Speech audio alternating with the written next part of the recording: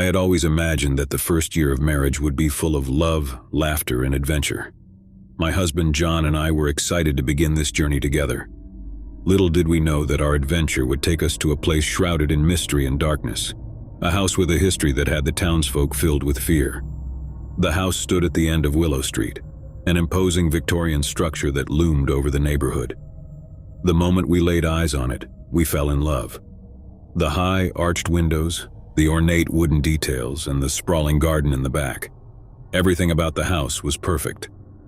We were told that it had been empty for years, but no one seemed eager to share the reason.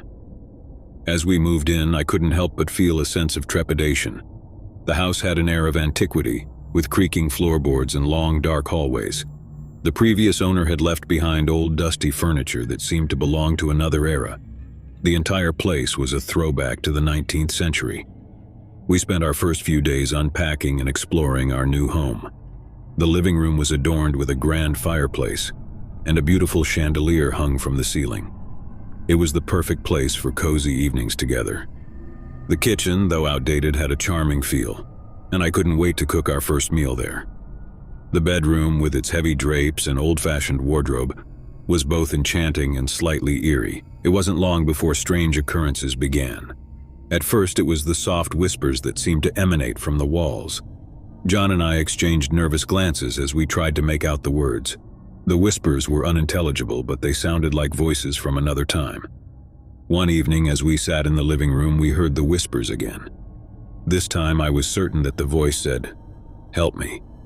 I shivered and looked at John, who had a concerned expression. He dismissed it as a draft or our imagination, but the unease lingered.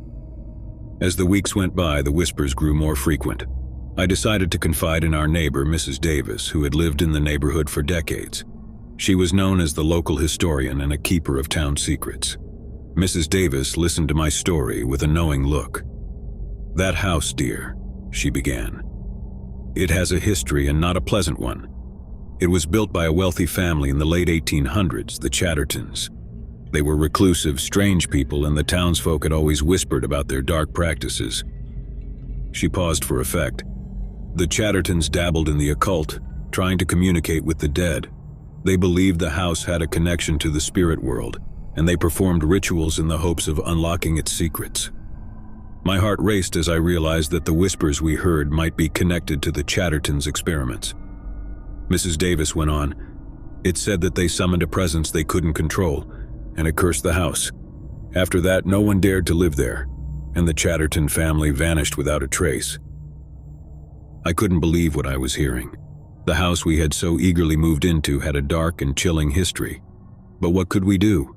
We had just started our life together, and leaving wasn't an option. We decided to research the house's history and learn more about the Chatterton family. Our research led us to old newspaper clippings and journal entries from the late 1800s. The more we discovered, the more we realized the depth of the Chatterton family's obsession with the supernatural. They believed that the house was a portal to the afterlife and that they could communicate with the dead through seances and dark rituals. One journal in particular made my pulse rise. The whispers grow louder, and I fear we have awakened something dark.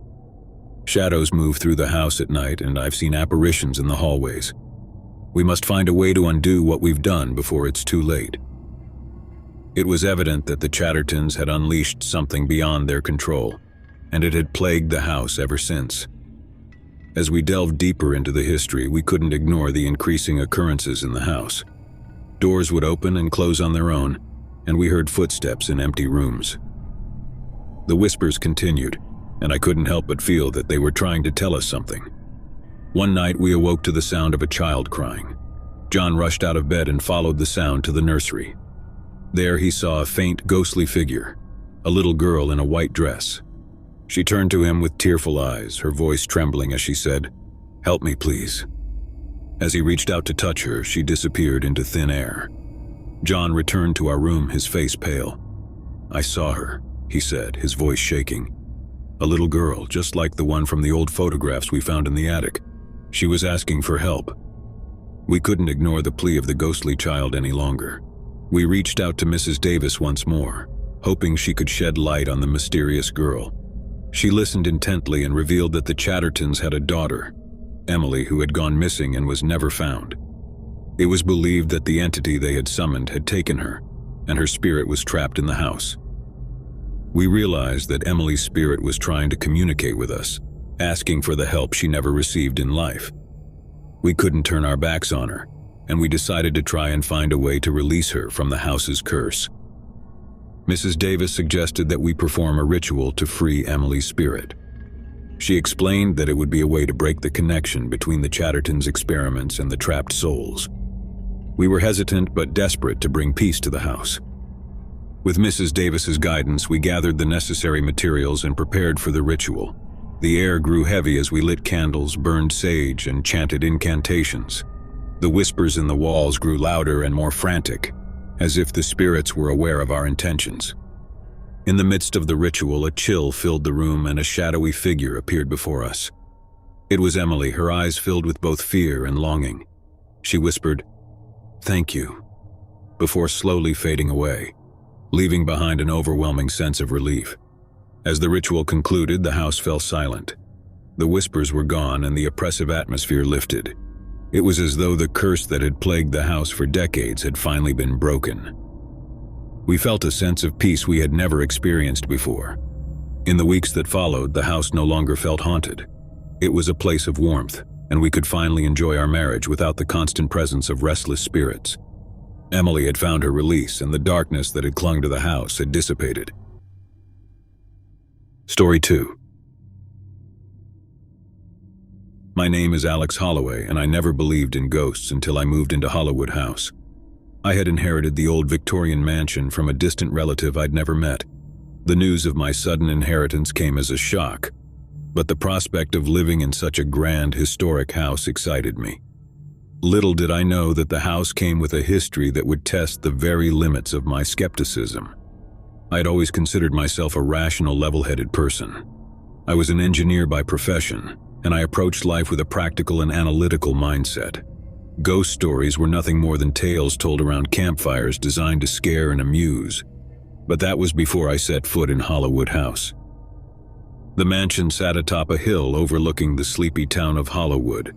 The exterior was a sight to behold, with its ornate architecture, towering turrets, and sprawling gardens. It was a place that seemed to belong to a different era, and the townsfolk whispered about its dark past. The house had stood empty for as long as anyone could remember, and its imposing presence cast a shadow over the town. My first night in Hollywood House was a surreal experience. As I walked through the echoing hallways with a single flickering candle, I couldn't help but wonder about the stories I'd heard. People claimed to have seen figures in the windows at night, heard unexplained footsteps in the empty corridors, and witnessed lights flicker and doors open and close on their own. These were the tales that had earned the mansion its haunted reputation. I settled into one of the spacious bedrooms on the second floor, the large canopy bed and heavy drapes making me feel like I'd stepped into a period drama. As I lay in bed, I tried to dismiss the unease I felt. The wind whistled through the old windows, and the house seemed to sigh with its own ancient history. That night, as I drifted off to sleep, I heard it, a faint, distant whisper. I dismissed it as a trick of the wind or my own overactive imagination. But the whisper persisted, growing louder and more distinct. It was as though a voice from the past was trying to communicate with me. I strained my ears, and the words became clearer. "Help me," the voice pleaded, soft and trembling. My heart raced as I sat up in bed, my breaths coming quick and shallow. The voice sounded desperate, like a soul in torment. I leaped out of bed and searched the room, but there was no one to be found. The windows were shut tight and the doors were locked. I had heard the voice, there was no doubt about it, but its source remained a mystery. In the following days, I tried to put the incident out of my mind, convincing myself that it had been a vivid dream. I was determined not to let such irrational thoughts take hold of me. I delved into my work, focusing on renovations to make the house livable. However, the feeling of being watched and the whispers persisted. It was as though the house itself was trying to communicate with me, to tell me something I couldn't yet comprehend. One evening, as I was exploring the dusty attic, I came across a trove of old letters and journals. They were written by the previous inhabitants of Hollywood House, the Eldridges, who had lived there in the late 19th century. The journals were filled with accounts of strange occurrences that mirrored my own experiences. One of them caught my eye. The house is not what it seems. It harbors a presence that defies explanation. We hear the whispers at night, voices from another world, and the shadows move with a purpose we cannot comprehend. The house is cursed, and it hungers for something we cannot fathom. The journals were filled with similar stories, of doors that opened on their own, of apparitions in the hallways, and of voices that pleaded for help. The Eldridges had lived in constant fear, and they eventually abandoned the house, leaving it to decay. I couldn't ignore the striking similarities between their experiences and my own. The house was not just haunted, it was cursed, as if an insatiable darkness clung to its very foundations. As I continued my research, I learned that the house had been built on the site of a tragic event, a fire that had claimed the lives of several townspeople. It was said that the souls of those who had perished in the fire were never at rest, and their restless spirits haunted the mansion. My skepticism wavered as the evidence piled up. The history of Hollywood House was filled with inexplicable events and unexplained phenomena. It was clear that the house held secrets that defied logic and reason. One night, as I sat in the library, the whispers grew louder. They seemed to surround me, as if the walls themselves were trying to communicate. I strained to listen, and the voice became distinct, a woman's voice filled with anguish. "Help me," she implored, her words resonating with sorrow. I followed the voice to the grand staircase, where a shadowy figure materialized before me. It was a woman, her eyes filled with despair. She was dressed in a gown from a bygone era, and her form flickered in and out of existence. "My name is Eleanor," she said, her voice trembling. "I died in the fire, and my spirit has been trapped here ever since. You are our only hope." Eleanor's story was one of tragedy. She had been a resident of Hollywood, a young woman with dreams and aspirations, until the fateful night of the fire. She had perished along with others, and their spirits had been bound to the house, unable to find peace. I couldn't turn my back on Eleanor's plea for help. I reached out to a local historian, Mr. Thompson, who had spent years researching the history of Hollywood House. He explained that the house was a focal point for paranormal activity, a place where the veil between the living and the dead was thin. With Mr. Thompson's guidance, we decided to conduct a ritual to free the trapped souls and cleanse the house of its dark history. We gathered in the living room, surrounded by candles and incense, and recited incantations passed down through generations. As we chanted, the atmosphere grew heavy, and the air seemed to vibrate with energy. The whispers in the walls intensified, as if the spirits were aware of our intentions. I felt a presence in the room, a gathering of souls seeking release. Suddenly, the room grew icy cold, and the shadowy figures of the trapped souls materialized before us. Eleanor, along with others, stood in a solemn assembly, their eyes filled with gratitude and longing. The atmosphere was charged with emotion as we completed the ritual. The spirits began to fade, their forms dissolving into the ether. Eleanor's voice, filled with relief, echoed through the room. "Thank you," she whispered, and then she was gone. The house fell silent, and the weight of its cursed history seemed to lift. The whispers were gone, and the oppressive atmosphere had dissipated. I had not only inherited a haunted house, but had played a part in setting its restless souls free. In the weeks that followed, Hollywood House no longer felt haunted. It was a place of serenity, with no whispers or unexplained phenomena. The history of the mansion had changed from one of darkness to one of redemption. As I continued my life in Hollywood, I couldn't help but reflect on the mysteries of the house. I had learned that sometimes the unexplainable defied the rational mind. The spirits that had haunted the house were not malevolent, but trapped souls seeking release from their torment. I had been a part of their liberation, and the experience had forever altered my perception of the supernatural. Hollywood House, once a place of fear and uncertainty, had become a sanctuary of peace and redemption. Its history no longer whispered of despair, but of the resilience of the human spirit and the power of compassion and understanding. And as I looked out at the town of Hollywood from the mansion's grand windows, I knew that the house had found its own peace, and so had I. And as I looked out at the town of Hollywood from the mansion's grand windows, I knew that the house had found its own peace, and so had I. Story 3. The day we moved into Sterling House was like any other.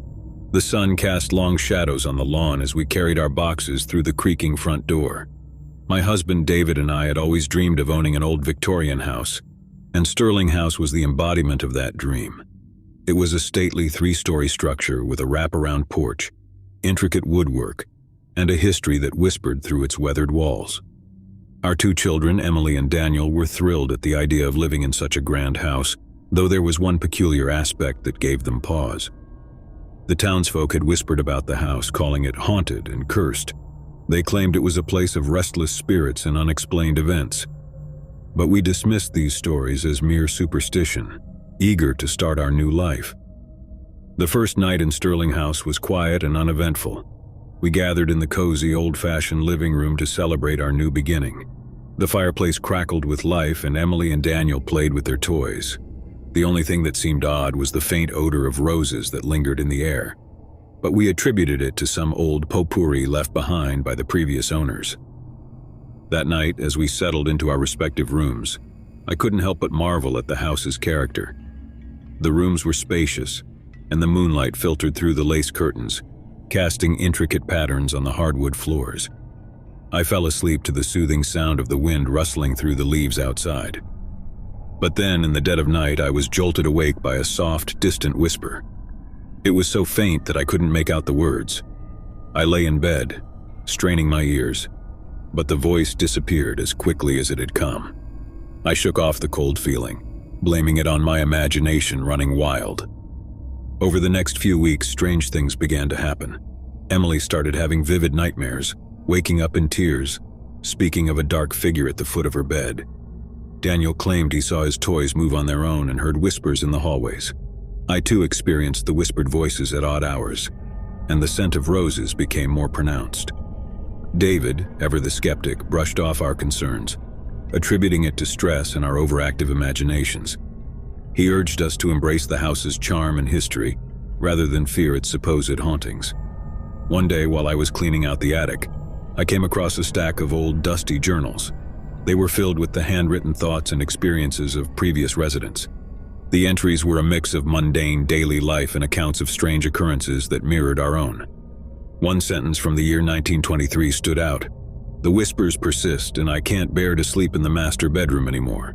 The scent of roses lingers, and I often feel a cold presence by my side. I know not what haunts this house, but I am certain it is not of this world." The journal was filled with similar stories, and it sent a cold breeze down my back. I shared my discovery with David, who, despite his skepticism, couldn't deny the scary connection between our experiences and those of the previous residents. As our unease grew, we decided to investigate the house's history. We discovered that a family named the Sterlings had lived in the house for generations until it was sold to the family we had purchased it from. The Sterlings had been prominent in the town, known for their wealth and power. Rumor had it that the family had a dark side, dabbling in the occult and dark practices. Determined to put an end to the unsettling occurrences, we decided to contact a local historian to learn more about the Sterling family's past.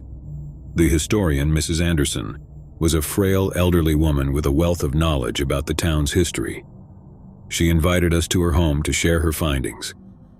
Mrs. Anderson's living room was filled with ancient books and dusty tomes. She began to recount the history of the Sterlings, explaining that they had been obsessed with the occult and the afterlife. They were rumored to have performed dark rituals within the house, and it was said that they had communed with the dead. The Sterlings were searching for something beyond the realm of the living, Mrs. Anderson said. They believed that the house held a gateway to another world, and their experiments were their attempt to bridge the gap between life and death. As she spoke, I couldn't help but wonder if the strange occurrences we'd experienced were somehow linked to the Sterling family's obsession with the supernatural. Mrs. Anderson offered to help us cleanse the house and rid it of any lingering negative energy.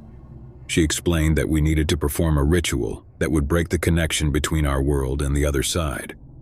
That night we gathered in the living room, the hearth crackling with a warm fire. Mrs. Anderson led the ritual, guiding us through each step. We lit candles, burned sage, and recited incantations to banish any lingering spirits. As we chanted, the air grew heavy and the scent of roses became overpowering. A soft wind rustled through the curtains. Suddenly, the temperature in the room dropped and a shadowy figure materialized before us. It was a woman, her eyes hollow and sorrowful. She seemed to be from another time, dressed in a gown reminiscent of the early 1900s. Her presence made my blood freeze. The figure spoke in a soft, mournful voice. "You have awakened me from my slumber. I am Isabella Sterling, and I have been trapped in this house for eternity. The experiments of my family tethered me to this realm, and I have longed for release." Tears welled up in her eyes as she told us her story. Isabella explained that she had been an innocent victim of her family's dark pursuits. They had used her as a vessel to communicate with the dead, and her spirit had been bound to the house ever since.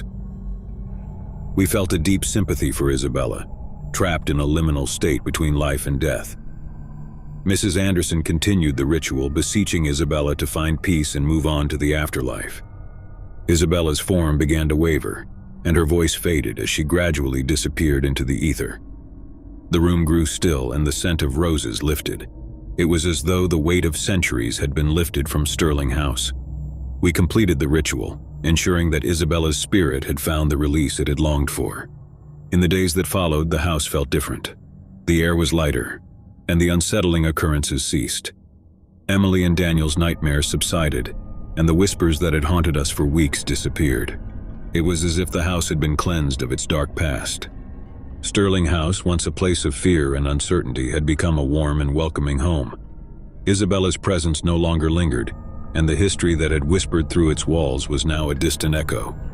We had finally found peace in our new home. As the years passed, we cherished our time in Sterling House.